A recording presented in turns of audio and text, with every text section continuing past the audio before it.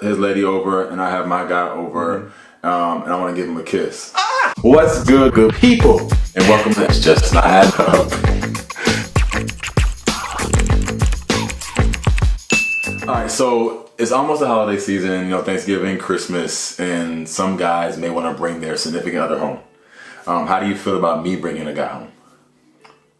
Well, I mean, I hope you have a relationship and you're a gay man, so I assume that you bring home a guy, so yeah. It would make sense. I might get that, but you can understand that some parents have said things to their kids like, you know, you can be gay, but don't bring it to my house. Oh, no. That's the same as saying I don't love you anymore to me. I mean, because oh, well. I'm in a relationship. Relationships make you happy. Relationships kind of, for a lot of people, are the other half. They breathe better. You feel better. I can go out in the world. It's cool. I like this. Yeah. The holidays is nicer, and everybody else has got somebody, and you're like, well, no, he's not here because that. I mean, that's a rejection, and I get it. It's not normal. It's not what we're used to, but we all have a lot of things that we've done because we've always done them, and it's always been done that way. That doesn't make it right. Yeah. And at the end of the day, I want you to be happy. Who you date or who you love, that's a you problem. So what was that conversation with self? Because I know when I first came out to you, you really didn't ask me about guys. And so until we had a conversation. And so what does that internal conversation with yourself sound like when it's like not treating my gay son different than my straight son and inquiring and, all those kinds of things? Full disclosure, I came to this. Yeah. I had a lot of time to unpack it, pack it up again, unpack it again, look at it again. So I've had a lot of time to sit with it. At the end of the day, I want you to be happy. I want you to be who you are and happy. And I don't want you to be alone. I don't. Yeah. I don't want you to be alone. Yeah. So but honestly, like anybody, if he's a dick, I won't like him. Yeah, I get it. I mean, I want him to be a decent guy. But do you feel comfortable and confident asking me about who I'm dating or if I'm dating? Like, is it a little weird for you to get certain details? Do you find yourself asking me less questions than my brother? Like, you know what I'm saying? Like, what does that look like? Not really, because I don't ask Namdi what he does when, what do you It's not my business. I don't want to know. And I kind of know what I guess you do, what people do. So I don't want details. I don't want to see it. Don't invite me. I'm not coming. I don't get it. I'm not inviting you to mine. So those things are private and personal. But there's movement. But the relationship is what makes you go to work feeling a little better, which when the day falls to crap, you're like, it ain't so bad. When I get home, I'm gonna tell so-and-so about it, and I feel better. And somebody goes, we'll eat this, or Okay, so what about PDA, right? So say my brother has his lady over, and I have my guy over, and I want to give him a kiss. I'm sorry, I couldn't be. Grow up, please grow up. You know what I'm saying? So we're on the couch and I kiss my partner in the living room. I mean, you don't care about you. Why is it? Why does the pitch go there? Why I go out there? If Namdi kissed in the living room, I'd be like, no. Let's keep it real. Now I wouldn't go wild, but if he just. No, if he just pecked her, who cares? Okay, but if he just threw his tongue out, I'd be like, So if I pecked I doubt it'd be a peck. I'm not gonna lie to you. But if I PDA is not your thing. We can pay you to pay back to man. Don't even try it. How would you know? You wouldn't know. But I was there the whole time, okay? You was there the whole time. I carried you. You were this big. Whatever. But I had to meet you. So why do you think though? What do you think is the I mean, I know homophobia is a real thing, right? I know homophobia usually is what the driver is, but what do you think the root of even that is? The problem with homophobia is people don't recognize that it is what it says it is. It's not, I don't like you, I'm afraid of you. It's a real fear. I've had time, I'm not afraid anymore. And I feel like your life is going to be what you want it to be with your man. It's going to be what you want it to be. Yeah. And being gay is not going to derail you. And so I'm looking at everything is changing and people are growing up and people are realizing, I mean, a lot of things that we thought were cool, maybe one day America will decide, you know, we don't want people homeless anymore and they'll do something about that. Right now, it's cool. Yeah. It sucks to be you, sorry nigga. But they'll go, wait a minute, we need to fix this guy. You can't live in the street. The same thing. So, you know, at some point, we're like, he's got somebody. Good for him. You're not alone. Great. So whatever you do to go ill for, I'm not going to be around for that part. I want for you what I want for your sisters and your brother. I want a relationship that fulfills you, makes you feel confident and comfortable and loved. And do you want to participate in it the same way in which you want to participate in it? I want you. I want you to bring him to the free Thanksgiving dinner, and I got those Moscow Mule cups. I want y'all to come and drink the mules. Okay. I got turkey. Yeah. Christmas will probably do it at Trina. Yeah. I want you to bring him with you. Don't bring him. What the hell?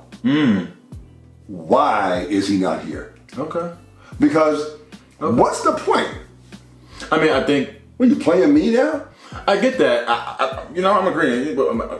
I taught him this stuff, let's be clear. But at the same time, he didn't come this way, guys. But I'm just saying that I think that the issue is, I think a lot of parents are willing to even sacrifice relationship with their children for the sake of not wanting to be around their queerness. And that is just... No, I get it for you, but I think also they may not have, which is why I think this video is important too, because they may not have somebody who will even feel comfortable checking them on certain things, or like bring about certain things, and you know what I'm saying, putting a mirror to their parents' face and saying what you're doing. You know what I mean? Because they believe something that they don't understand and they haven't looked at closely. When you believe in things that you don't understand, and you suffer. Oh. I don't want to say, but you believe something. You don't know why you believed it. You've always believed it. You haven't looked at it. You just go, no. No what? That. What? That. You're not going to look at it and unpack. Because for me, I have you. You're my son. Yeah. I know you. Yeah. This guy I don't know, but I know you. Yeah. So now I'm looking at you. This is something that you want. Well, you're not crazy and you're not evil. So now I have to look at it. Well, maybe I'm missing something. And if I'm not willing to do that, then I don't care about your happiness. I'd rather you suck it up and just be alone and pretend so that I can feel better. This is my life. That is your life is a you problem. You do that. Yeah. And I want for you goodness. That's usually what I say too in conversations with different queer people about those, different gay guys, especially about this topic, because I think a lot of people sacrifice their comfort for the comfort of people who have already lived their lives. You know what I mean?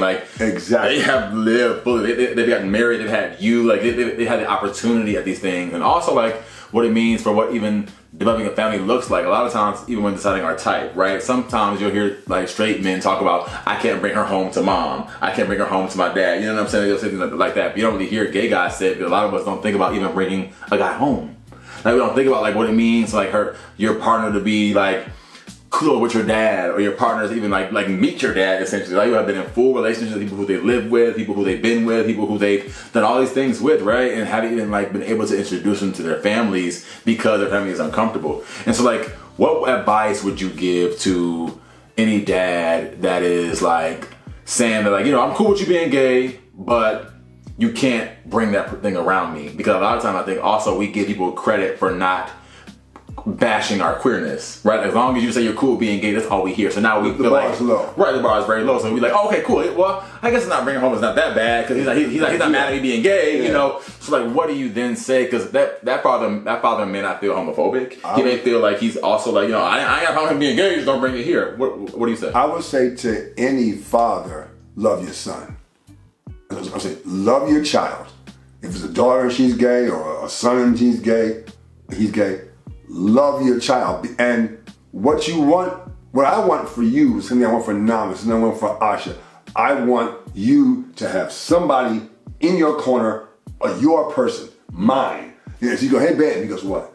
You know, he knows the sound of your voice, and you know who he is. Okay. And you go, hey, babe. He goes, what? I'm busy. What do you want? Nothing. That's what you want. And everybody wants that. Mine. Yeah. Not just a person. Mine. And I want to keep this person. I want this person to keep me. When I'm feeling bad, I want that person to go, what's the matter, man? Well, come here, hug me. You need a hug. But if you don't have that, if you're saying you can do it, but put it over there, then you, to a dad, ask yourself, am I really accepting my son? Or am I just playing lip service to an idea? And then you have to understand if I am saying don't bring him home, then I'm playing into my own fear. Like people are going to, I used to say, you say things and I would say them. You go, yes, yeah, Dad. I know who I am. So what would you say to a gay kid or a gay son who wants to bring their partner home? I think I'll always say stand in your truth. Because you're not responsible for what the people at your house feel about what you're doing. One more time for people in the back. They didn't hear that. I'm saying, no, but you're not responsible for how your parents feel about your life. Because at the end of the day, I am carbon-based. I'm 65 years old. Not going to live forever. Yeah. At some point, I will be the past. Yeah. And you've lived your life to keep me cool, and now I'm gone. Your life is in the toilet when you could have been living the way the way victorious or comfortable and loving all along. But you figure, well, Dad's 65. In 10 years he'll be dead, so I'll just hold on for 10 years. That's crap. No, for sure. Trust me. No one should ask anybody they care about to hold their breath so that I can feel better. That's what I'm saying. You just hold off on what you want. You'll be okay. Nobody should ask anyone to hold their breath so that they can feel better. Hey, that's just wrong. You cutting it right there. That's good. That's really good. No, that's really, really good. Like, somebody tweet that. I don't know who, but somebody tweet that. Love your children. Do you know my closing? Let me see if you watch my stuff. Okay. The closing is, well, I know there's some you say in the beginning. Parents, love your children. Gay, women, men, stand in your truth. You don't owe anybody anything. And everybody keep creating space. Peace. Come on, man. Keep creating space. Of course I want it. Peace. That's good. That's good, man. That's good.